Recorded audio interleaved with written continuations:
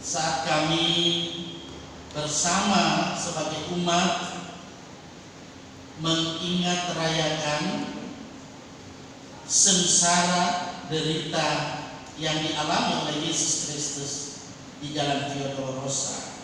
Saat ini kami sudah berada pada minggu-minggu sengsara yang keempat. Kami percaya bahwa oleh kasih kemurahan Tuhan yang sudah bahkan sedang menolong kehidupan kami, supaya firman Tuhan lewat kuasa Roh Kudus kami dimampukan untuk mengerti dan juga melaksanakannya. Amin. Saudara-saudara, mari kita arahkan perhatian kita untuk firman Tuhan yang secara sinodal untuk penyeragaman pembacaan Alkitabnya pada hari ini dalam Injil Yohanes pasal 4 ayat 5 sampai ayat 21, kemudian ayat 34 sampai pada ayat 42. Mari saja kita berkonsentrasi, arahkanlah hati dan pikiran kita pada firman Tuhan. Walaupun di telinga kita mungkin ada suara-suara yang mengganggu kita, konsentrasilah tetap. Saya baca firman Tuhan berkata seperti ini. Maka sampailah ia ke sebuah kota di Samaria yang bernama Sikar, dekat tanah yang diberikan Yakub dahulu kepada anaknya Yusuf. Di situ terdapat sumur Yakub. Yesus sangat letih oleh perjalanan, karena itu ia duduk di pinggir sumur itu. Hari kira-kira pukul 12. Maka datanglah seorang perempuan Samaria hendak menimba air.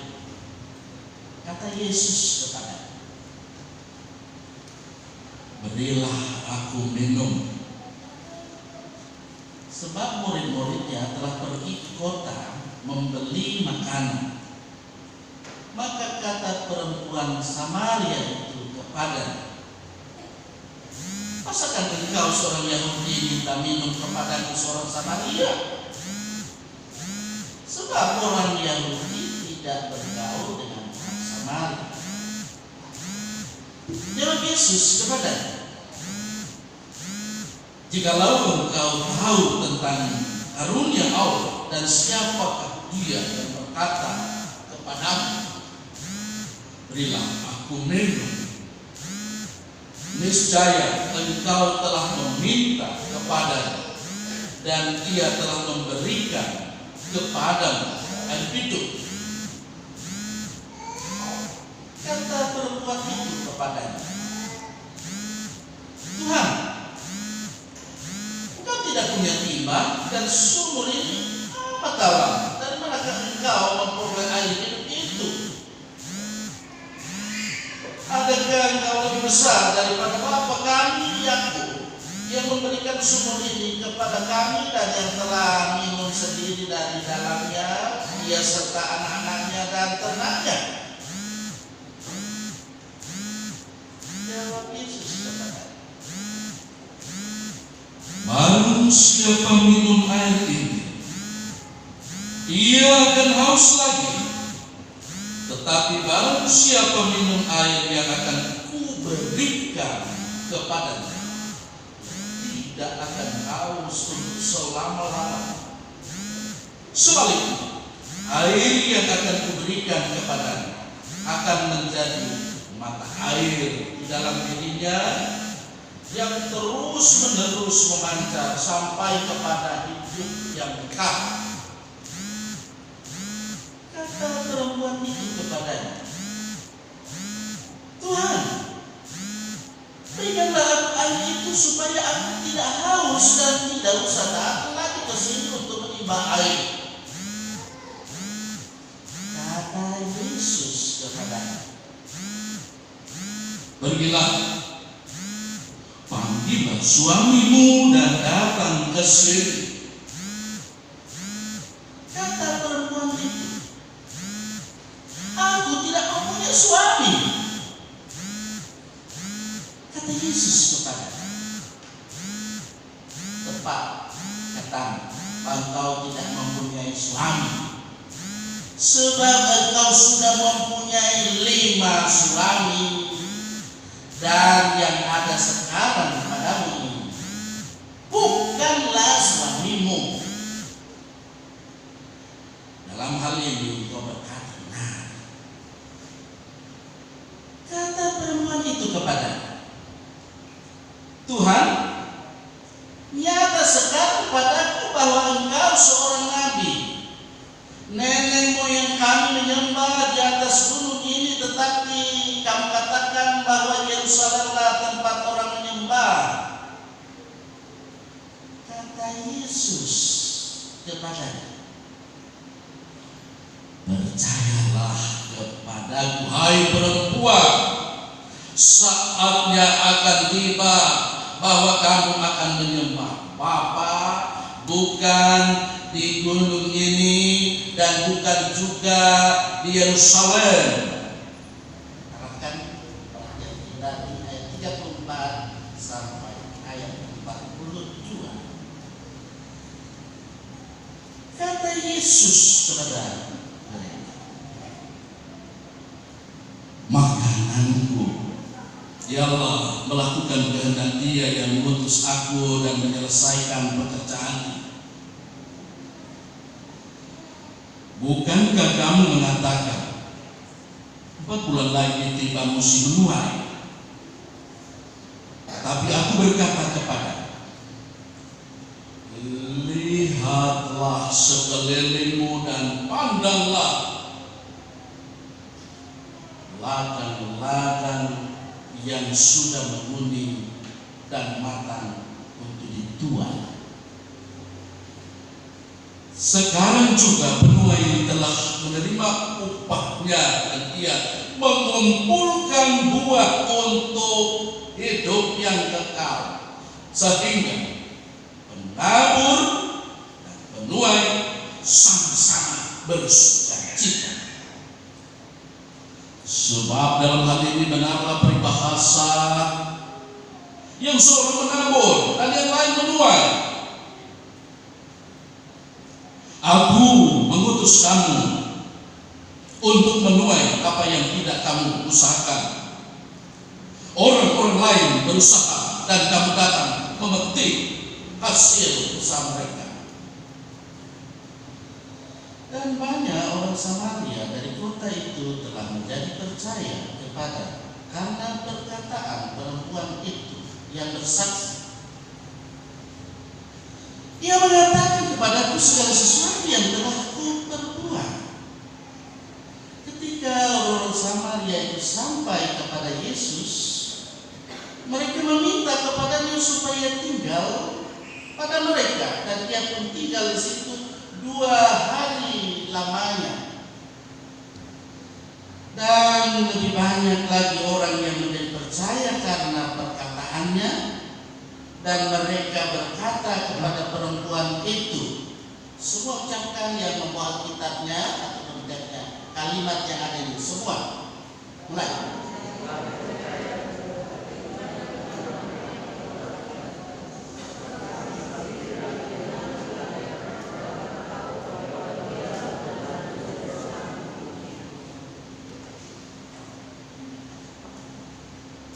Yang berbahagia adalah kita semua yang selalu mau mendengarkan firman Tuhan dan memelihara di dalam hidup ini.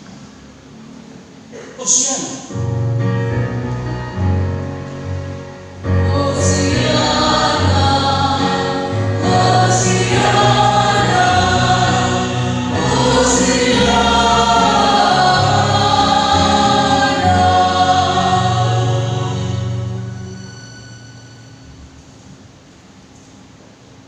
Jemaat Tuhan yang saya kasih Tuhan, ya terasa kita pada saat ini sudah berada pada masa-masa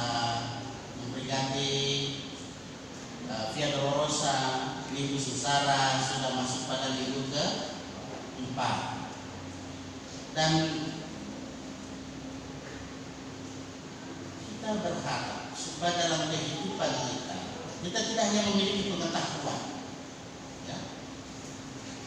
Kita tidak hanya memiliki pengetahuan tentang siapa Yesus, bagaimana Dia membuat mujizat-mujizat,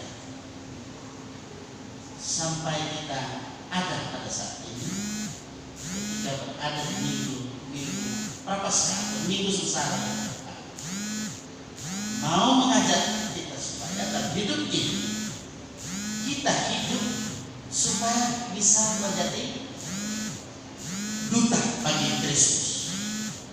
Bagaimana kita mau menjadi duta bagi Kristus? Menjadi duta bagi Kristus. Karena kita lihat bagaimana perempuan Samaria, dia seorang Samaria yang sebetulnya dianggap orang yang najis.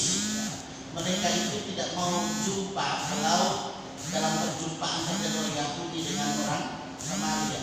Itu yang terjadi. Yesus mendobrak orang kecil yang seperti itu. Hingga kini kan masih ada yang seperti itu, ya. Saya perlu katakan sini atau golongan mana, ya, golongan yang seperti itu hingga kini. Mengatakan yang lain itu kafir. Sebenarnya kita tidak bisa berkata kafir kepada orang atau mengkafirkan orang, atau bisa juga biasa kita dengarkan orang mengkafirkan kita. Hati-hati, dan jangan berkata seperti itu, ya. Bertindak seperti apa yang dikatakan. Persekutuan jemaat Tuhan yang saya kasih dalam kasih Tuhan, kalau kita perhatikan dalam bagian firman Tuhan ini, sebetulnya ini berkata-kata, dia berbicara tentang pancaran air hidup yang diberikan oleh Allah di dalam Yesus Kristus, itu ditujukan kepada setiap orang yang merespons, termasuk Bapak Ibu Saudara dan saya, ketika hadir dalam ibadah ini, ataupun siapa saja yang mendengar video YouTube saya. Dalam hidup ini kita memperhatikan bahwa sesungguhnya pancaran air hidup diberikan di dalam hati, bukan seperti sumur yang harus didatangi oleh orang-orang Sikar dan tempat jauh. Manusia datang pergi jauh untuk mencari kesenangan mereka. Tapi ingatlah bahwa Yesus memberikan pancaran kesenangan di dalam hati kita yang percaya kepadanya. Walaupun banyak tantangan, walaupun banyak pergumulan. Saudara-saudara yang saya kasih Tuhan, sumur Yakub itu dapat menjadi kering, bisa saja tertimbun oleh reruntuhan, tetapi pancaran air hidup itu kekal.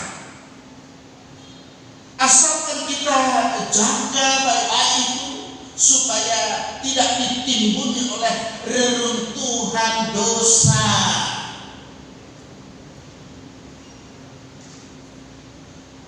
Kalau dikatakan bahwa orang yang minum dari sumur Yakub itu akan haus lagi, ini menggambarkan bahwa aplikasinya itu tertuju dalam problematika kehidupan ini.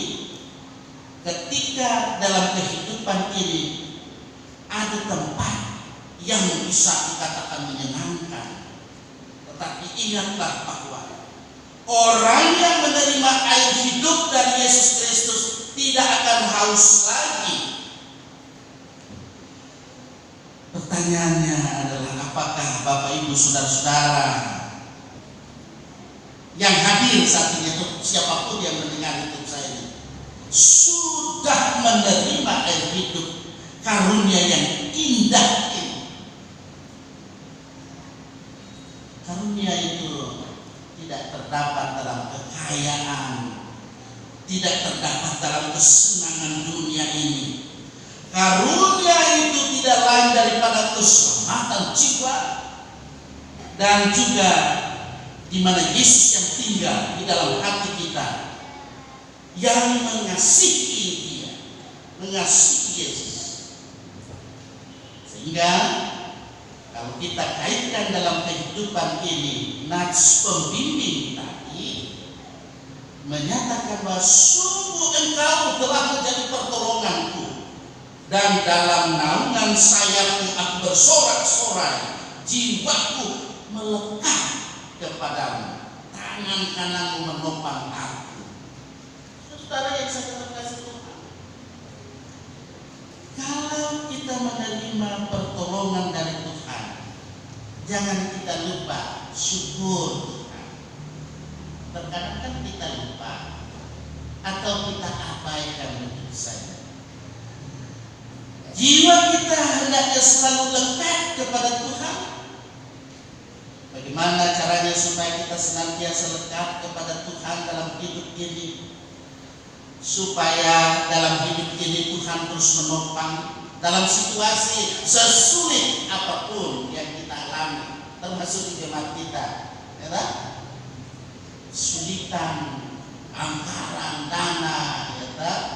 Sampai ada utang kita di apa sebenarnya Tuhan bilang jangan kamu berutang apa. Tapi kondisinya seperti itu. Mau apa?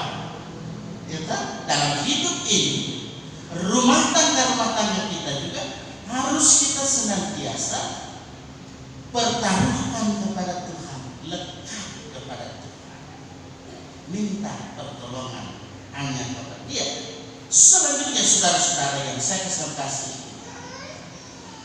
kaitan dengan ini maka kita perhatikan Yesus tidak memandang rupa orang.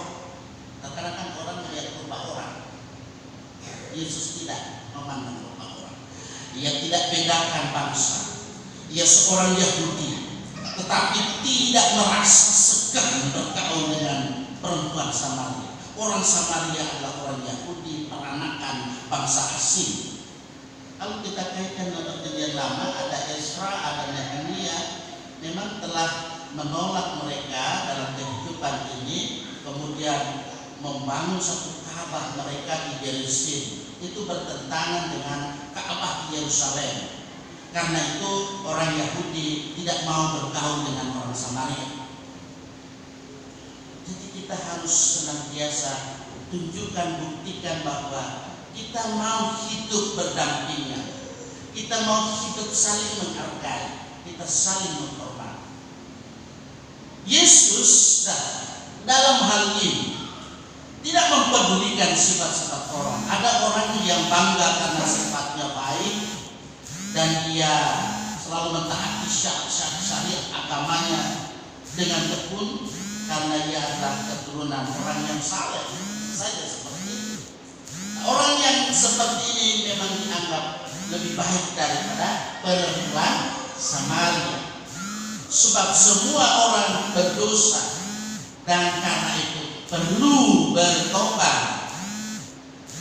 Saudara-saudara, memang benar perempuan itu adalah orang berdosa, tetapi dia merindukan satu kehidupan yang lebih baik dan hatinya sudah bersedia menerima yang diberikan oleh Yesus Kristus kepadanya. Sehingga Yesus Kristus datang untuk menyelamatkan orang berdosa yang tidak berpengharapan, yang sakit.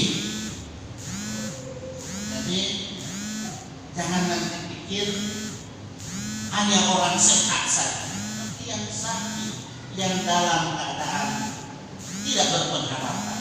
Nah, Yesus dalam hal ini tidak meminta balasan bagi karunia-Nya, bahwa air hidup itu diberikan cuma-cuma. Tidak ada pribadi lain di surga yang dapat memberikan karunia itu selain Dialah Anak Domba Allah, Yesus Kristus, yang menderita, sengsara, wafat di atas kayu salib untuk semua manusia. Oleh sebab kesakitan yang menyebabkan dia berkata, aku haus. Pasca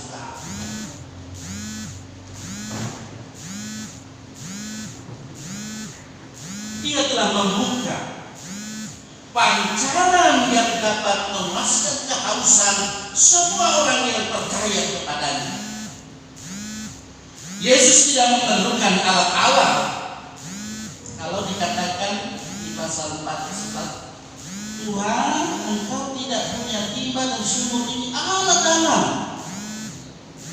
Sebenarnya sumur Allah adalah pancaran di dalam Yesus Kristus. Bahkan lebih dalam, sedalam kasih Allah, sedalam jurang keperluan manusia yang tak terduga. Tetapi Yesus tidak memerlukan apa-apa untuk menimba air hidup itu. Dengan hanya berkata, lakukan apa yang diperintahkan kepada kita bisa menimba air hidup, supaya apapun yang terjadi dalam kehidupan ini, dengan kata-katanya saja ia dapat melenyapkan dunia atau menuangkan kehidupan ke dalam lautan kematian sehingga lenyaplah kematian itu. Saudara-saudara yang saya kasih Tuhan, Yesus menyelidiki hati orang berdosa. Sehingga kalau kita lihat, Ia katakan, pergilah, panggillah suamimu. Ini perkataan ini mengingatkan perempuan yang ada ini dalam kehidupannya yang masa lalunya. Karena ia ingat waktu ia masih menjadi seorang gadis yang suci, waktu dia bertunangan, kemudian menikah, mungkin ia mulai dingin terhadap suaminya, lalu tidak suka akan dia, dan kemudian dia tidak setia lagi kepadanya. Ya mungkin suaminya mati karena patah hati. Ya perempuan itu hendak menghapuskan semua itu dari ingatannya. Ia teringat akan kubur di dalam hatinya, di mana ia telah menguburkan suaminya dengan hawa nafsu yang lebih hebat lagi. Ya, saudara, Yesus, kita lihat, mengapakah ia membangunkan ingatan-ingatan yang ada itu? Luka harus dibuka untuk menyelidiki dalamnya. Mengapa harus menggali kehidupan yang merupakan rahasia, misteri? Nah, luka itu harus dibuka, kemudian dibersihkan supaya sembuh. Harus ada pengakuan jujur. Ya. Dia bilang tidak punya suami, padahal sudah berapa suaminya? Nah, jadi harus jujur dia dapat. Tidak boleh bohong, karena dia dapat Tuhan, tidak ada yang tersembunyi. Sehingga yang ada sekarang saat ini bukan suamimu. Saudara yang saya kasih Tuhan,